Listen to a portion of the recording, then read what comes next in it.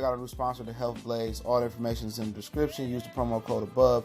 Goodfellow Unboxing at 18% off of all their natural products from deodorant, pomade, toothpaste, and much, much more. And they have additional discounts on their website as well. That's thehealthblaze.com. Starting December 20th. That promo code is good for 18% off. We go. All right, final thoughts. Canelo Alvarez, Danny Jacobs. If you haven't caught one of our final thought videos, it's kind of a reaction to the weigh-in and our last 2 cents on the fight. If you missed our fight prediction breakdown, I'll put the source in the description or link in the description on the source link or prediction link, so pay attention to that. Goodfellow Sports TV, we back in the building. Appreciate the brothers and sisters showing support to the channel. Make sure to hit that subscribe button, bell icon button, and share the video. Is the best way you can donate. Danny Jacobs weighed in first, 160 pounds even. Canelo weighed in second, being the champion, weighed in 159.5 pounds. So we have a fight. Now, before we get into the other weight particulars, both guys look pretty good, but it was a long wait. Now, peep game, a lot of these other dudes ain't going to give you this game. I'm going to give you some free game real quick about boxing. Usually, boxing weigh-ins go around roughly around 12 p.m. local time, right? Okay, now I've seen some later weigh-ins. I think Laura and Jared Hurd was a later weigh-in, and I kind of pieced the correlation together, right?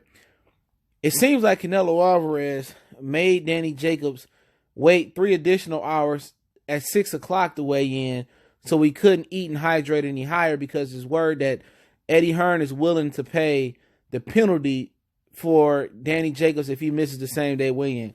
It was $200,000 per pound.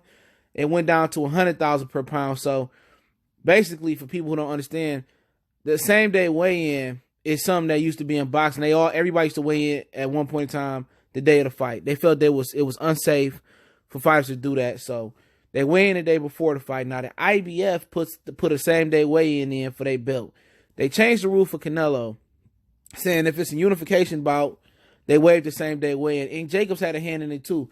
Danny Jacobs elected not to fight for Gennady Golovkin's IBF belt and skip the same day weigh-in and just fight for his WBA super belt and his WBC belt at the time and waived to fight for the IBF. So the IBF missed out on 3% of Danny Jacobs' purse. That's a lot of money for the IBF. So with Canelo not wanting to do the same day weigh-in versus Golovkin, they consider his ring belt a unification bout with Gennady Golovkin's WBC, IBF, I think it was, and WBA belt, right? So they waived it for Canelo. All of a sudden, Canelo put it back in because obviously it's a unification bout. Danny's bringing the IBF. Canelo's bringing the WBC, WBA. But Canelo implemented it and act like he didn't do it. So Danny Jacobs can't weigh more than 10 pounds over the 160-pound limit come 8 a.m. tomorrow morning. And that is 170 pounds. So for every pound he's over, it's a $100,000 penalty. And it's up to, if Jacobs truly rehydrates up to 185, like they quote-unquote said he did versus Golovkin, he denied it. That's a $1.5 million in penalties that Eddie Hearn will have to pay. So if he don't want to wake up and do the same day weigh-in or whatever, I don't know exactly what the penalty for missing the weigh-in is overall. But if you come in a pound over, that's $100,000. 2 pounds over, $200,000. So at the end of the day, they ain't playing fair. Another observation I made, and the weigh-in was set to take place at 6 p.m. today for the main event, is that they stalled. You know, people say, oh, it's because the Zone had laggy coverage on their YouTube page, and that wasn't a good look for the Zone. I closed it out talking about that, right? To me, it was that somebody didn't make the weight. They both barely came in. Jacobs came in at 160 on the nose. Canelo came in at 159.5. How I look at it as, they wouldn't have waited for Danny Jacobs.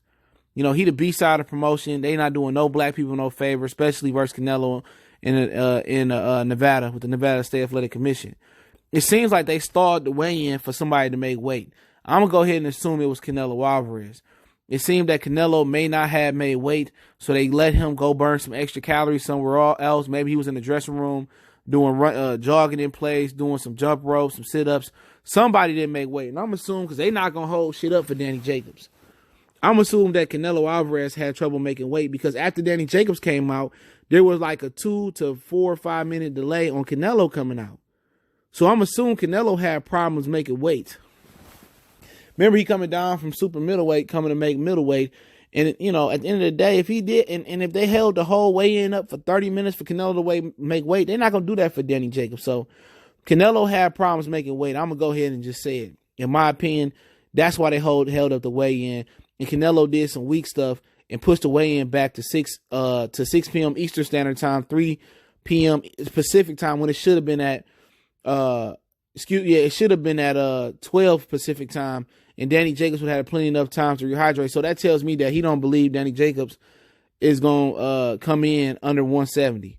And Danny Jacobs may very well, but Eddie Hearn said he'll front the bill.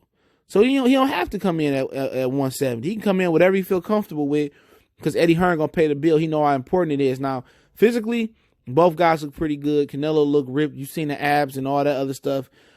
He might not can really make the weight too much longer.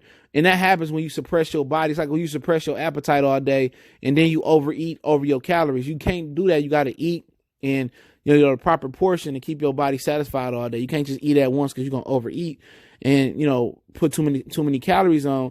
And what Canelo did at 54 is he drained himself to make 54, drained himself to make 51. Whatever he fought Matthew Haddon at. He fought Mayweather at 52.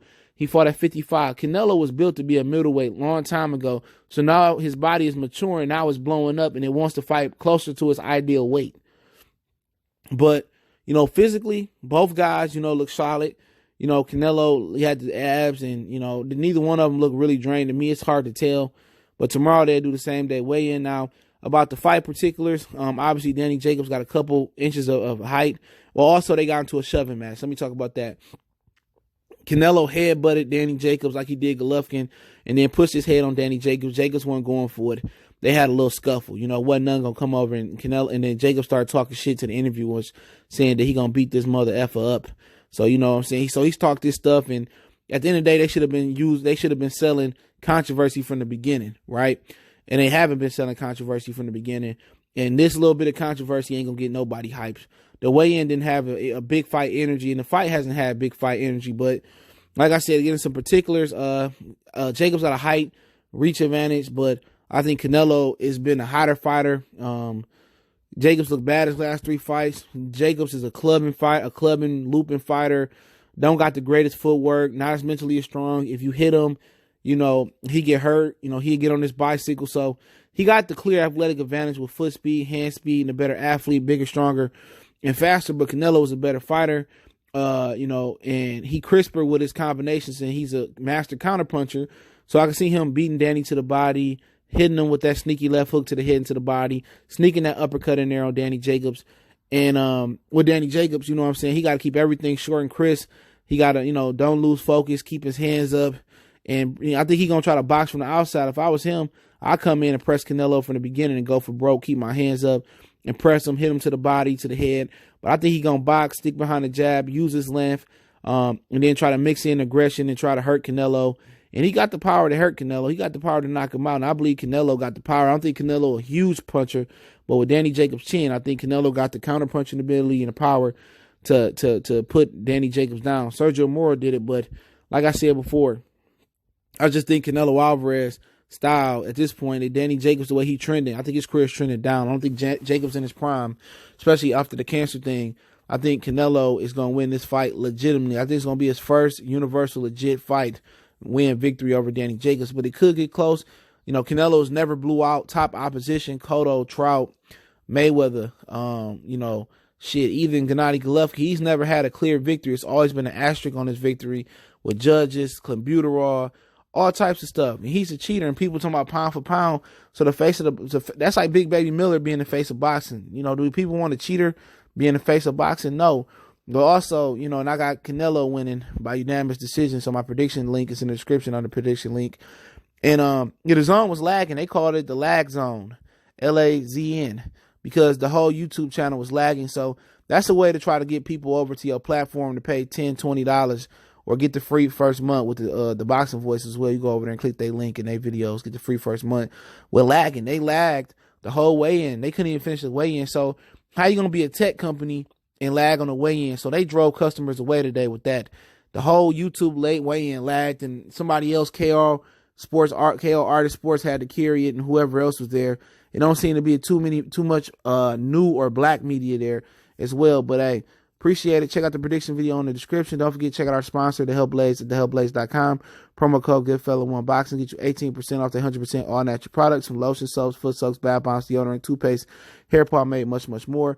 Website, promo code in the description. Check them out, man. They make all their products 100% naturally here in the United States. And don't forget, we on Facebook, Instagram, Twitter. Reach out to the email if you have a business question, inquiry, sponsorship, video question, want to make a donation. That link's in the description. Best way to donate is share the videos. Let me know what you guys think. Share. Goodfella Sports TV. One time for the one time. We gone.